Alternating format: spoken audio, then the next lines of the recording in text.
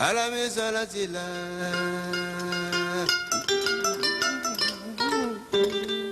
Player Saliu Suso live at Riverside Church on Sunday night at a major event honoring Dr. Martin Luther King's birthday. This is Democracy Now!, democracynow.org, The War and Peace Report. I'm Amy Goodman.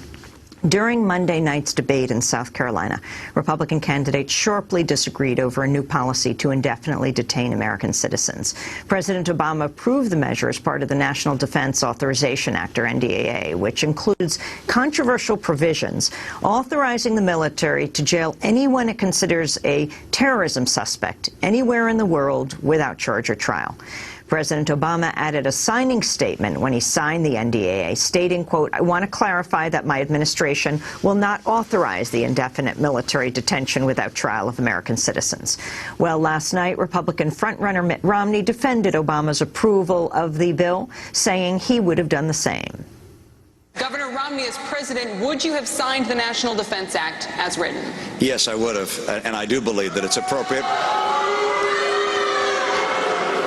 to have in our nation the capacity to detain people who are threats to this country, who are members of al-Qaeda. Look, you have every right in this country to protest and to express your views on a wide range of issues, but you don't have a right to join a group that has challenged America and has threatened killing Americans, has killed Americans, and has declared war against America. That's treason. And in this country, we have a right to take those people and put them in jail. That was Republican presidential frontrunner Mitt Romney talking about the controversial indefinite detention provisions in the NDAA. Meanwhile, Rick Santorum said a U.S. citizen who's detained as an enemy combatant should have the right to a lawyer and to appeal his case before a federal court. And Ron Paul said holding American citizens indefinitely is a breach of the U.S. judicial system. When President Obama signed the NDAA, sections of the bill were opposed by key members of his administration, including Defense Secretary Leon Panetta, FBI Director Robert Mueller, and Director of National Intelligence James Clapper. Many civil liberties activists believe the law is unconstitutional. Well, today, an announcement is being made in New York, filing a complaint in Southern U.S. District Court against Barack Obama and Secretary of Defense Leon Panetta to challenge the legality of the NDAA. Their plaintiff is none other than veteran war correspondent and Pulitzer Prize winner Chris Hedges. For more, we're joined by Chris Hedges himself, senior fellow at the Nation Institute, who recently wrote a piece for Truthdig called "Why I'm Suing Barack Obama." Chris Hedges is a former foreign correspondent for the New York Times, was part of a team of reporters who won the Pulitzer Prize in 2002 for the paper's coverage of global terror. He's author of a number of books, including Death of the Liberal Class and The World as It Is, Dispatches on the Myth of Human Progress. And we're joined by Chris Hedges' attorney, Carl Mayer, who filed the litigation on his behalf. Chris Hedges and Carl Mayer, welcome to Democracy Now! Chris, why are you suing President Obama? Because it's clearly unconstitutional, for starters. But secondly, it is a huge and egregious assault against our democracy. It overturns over 200 years of law, which has kept the military out of domestic policing. And even that passage that you read from the White House, I think, is deeply disingenuous, because Dianne Feinstein had a resolution by which within that bill, Americans would be exempted from this.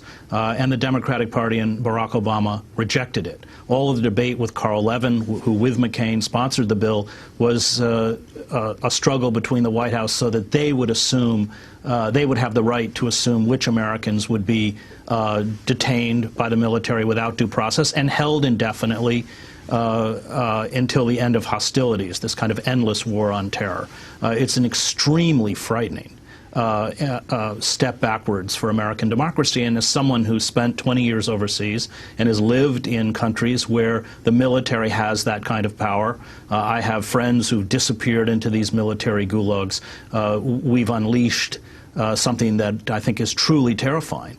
And as discontent grows, of course, the criteria by which people can be investigated in this country are so amorphous, even bizarre. I mean, somebody who's missing fingers on a hand, or somebody who has more than 7 days worth of food. It's a very seamless step to include in that list some of the obstructionist tactics of the Occupy movement.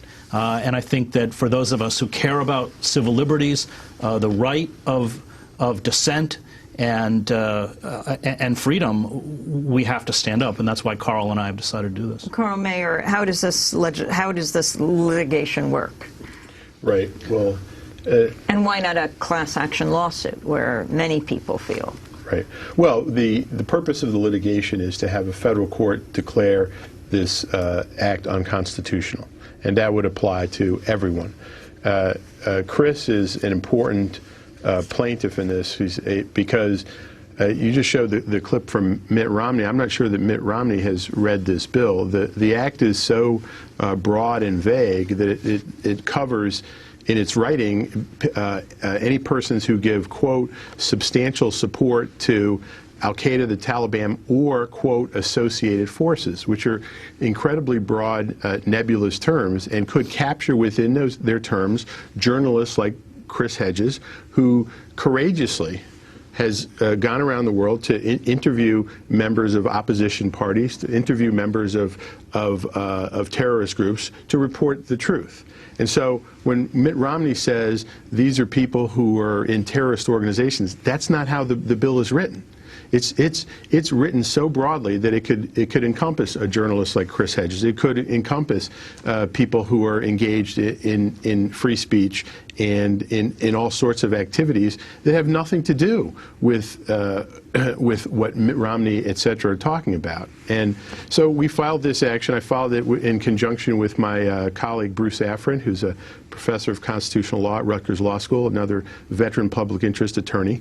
And what we're asking the court to do is to declare that this law violates not only the First Amendment rights of citizens like Chris to report and to speak about these issues, but also the Fifth Amendment right to due process. Because what this bill does is it sends people to military tribunals, and it allows for the indefinite detention of these people. It even allows for the rendition of covered persons, which is not defined in the Act, to render these people to foreign countries. And explain what you mean by that. This is extraordinary rendition. Right. And so what the Act permits is that if someone is deemed under the Act to be giving, quote, substantial support to quote, associated forces that are associated with terrorists, they could be sent overseas at the determination of the American military, or they could be held in a military prison here indefinitely, or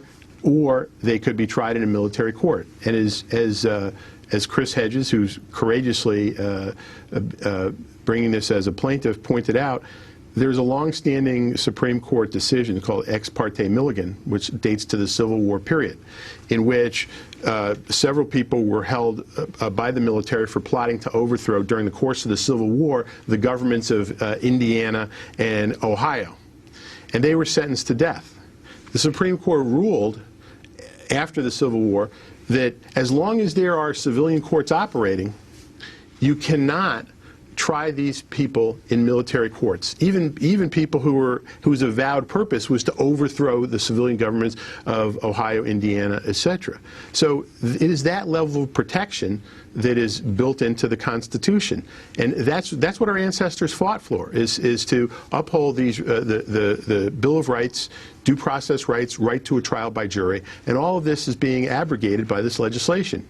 I wanted to bring in what Rick Santorum said last night at the Republican debate in South Carolina about a U.S. citizen detained as an enemy combatant having the right to a lawyer to appeal their case before a federal court. First off, I would say this. What the law should be and what the law has been is that if you are a United States citizen and you are detained as an enemy combatant, then you have the right to go to federal court and file a habeas corpus petition and be provided a lawyer. That was the state of the law before the National Defense Authorization Act, and that should be the state of the law today. You should not have, if you're not an American citizen, that's one thing, but if you are a citizen and you're being held indefinitely, then you have a right to go to a federal court. And again, the law prior to the National Defense Authorization Act was that you had the right to go to a court and for that court to determine by a preponderance of the evidence whether you could continue to be held. That is a standard that should be maintained, and I would maintain that standard as president. Chris Hedges, Rick Santorum versus President Obama. He's not a politician I usually have much in common with, but this is right. I mean, this is about the egregious destruction of the rule of law. I mean, we have to remember that under the 2001 Authorization to Use Military Force Act, some of this was already happening. Jose Padilla, for instance, was picked up by military courts, held without trial, access to due process, again, a U.S. citizen, went to the Supreme Court, and by that time they handed him over to civilian court to and the Supreme Court never made a ruling on it. But I think that this essentially codifies this very extreme interpretation of this 2001 Act into law, and more importantly, it expands the capacity by the state in terms of defining who is, quote unquote, not only a terrorist, but somebody who is, in their terms, associated forces or substantially supports